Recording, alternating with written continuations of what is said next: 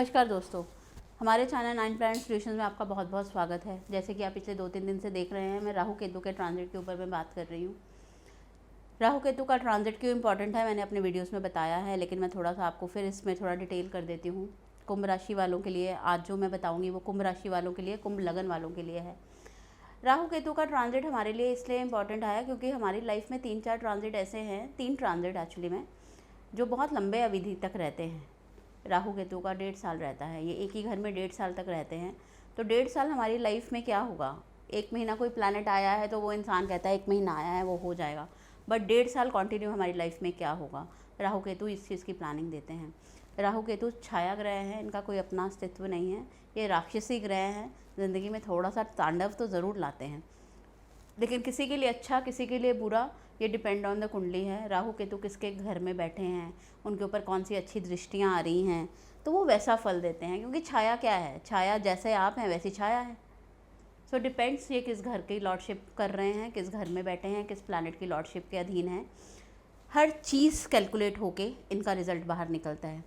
चलिए, कुंभ राशि वालों के लिए और कुंभ लगन वालों के लिए मैं आज की आपको ये राहु केतु के गोचर के बारे में बताती हूँ।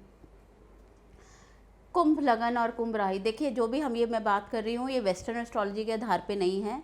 सो आप इसको वेस्टर्न एस्ट्रोलॉजी के आधार पे बिल्कुल नहीं लेंगे।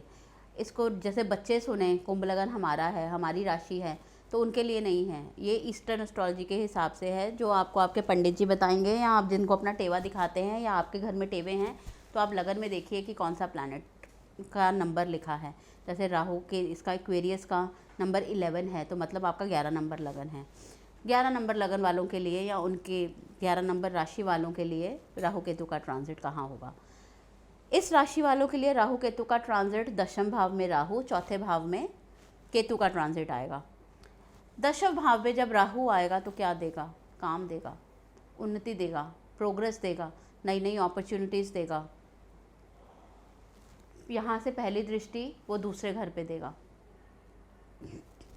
अब यहाँ से जो वो पहली दृष्टि दूसरे घर पे देगा, तो हो सकता है फैमिली के साथ मनमुटाव देगा, वाणी कड़वी कर देगा, वाणी पे इफ़ेक्ट दे देगा, मैं आ जाएगी।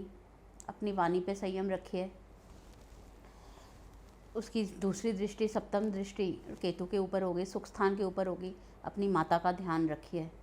स्थान परिवर्तन के योग बन रहे हैं आप लोगों के, जिनके घर बदलने हैं, जिनको अपनी ऑफिस शिफ्टेड होने हैं, तो आपके जिनका मन है कि मेरी जॉब का ट्रांसफ़र हो जाए मेरा, तो उनके लिए ये समय सुखद है, क्योंकि उनका स्थान परिवर्तन पक्का है। इस राशि वालों के लिए ये स्थान परिवर्तन होकर ही रहेगा, बहुत ज़्यादा चांसेस हैं, डिपेंड्स आपकी कुंडली के ऊपर भी है। उसके बाद इसकी तीसरी दृष्टि, इसकी तीसरी छठे भाव में आएगी। रोग पे, कर्ज़ों पे, किसी तरह का कर्ज लेना से मैं मना करूँगी आपको। यहाँ पे अगर आप कोई कर्ज़ लेंगे और लंबा फंसेंगे तो आपका वो कर्ज़ आपको परेशानी दे देगा। तो कर्ज़ बहुत सोच समझ के लीजिएगा।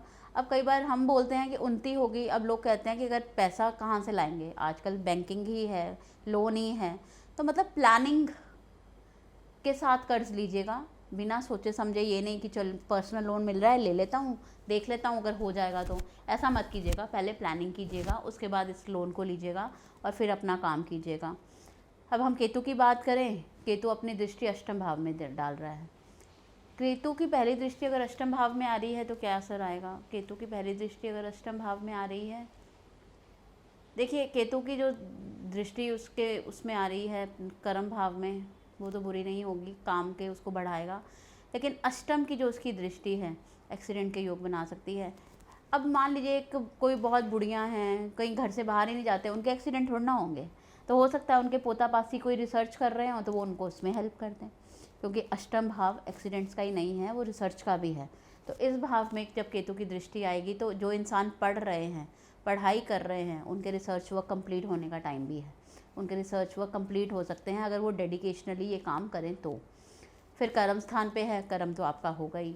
उसके बाद ये 12वें भाव पे केतु की दृष्टि आएगी। अपने खर्चों पे कंट्रोल कीजिए, अपने खर्चों के ऊपर संयम रखें। खर्चे, फालतू के खर्चे, इस चीज़ को आपको आके परेशानी दे सकते हैं। ऐसे सिचुएशन में ना हम जब शॉपिंग वगैरह करने जाते हैं ना, तो मतलब पसंद आया ले आए, लेकिन घर में आके देखा ऐसा कुछ तो मिलता जुलता था ही।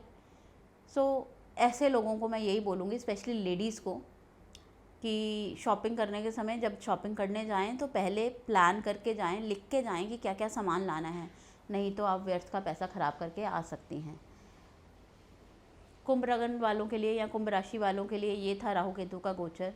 अभी मैं थोड़ी देर में आपके पास अगली वीडियो के लिए आऊँगी मीन राशि वालों के लिए। मीन राशि वालों के लिए राहु केतु का गोचर कैसा रहेगा मैं आपको ये बताऊँगी।